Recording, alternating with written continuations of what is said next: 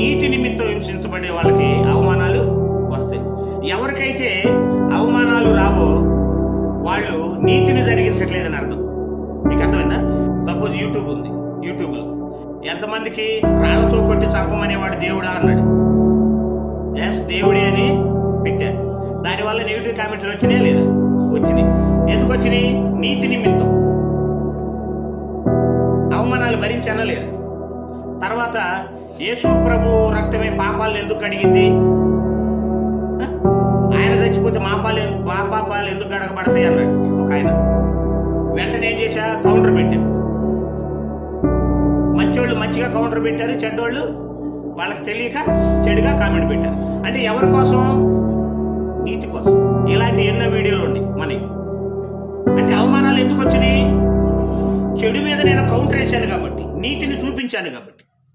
ఇవేవి ఏ బాధలో లేని వాడికి అవమానాలు లేనివాడు ఏమన్నా తెలుసా? అరే ఇంతవరకు నేను ఒక్కళ్ళ దగ్గర కూడా అవమానాలు పొందలేదురా అంటాడు. అంటే ఏమి లేదని అతనిలో నీతి లేదు.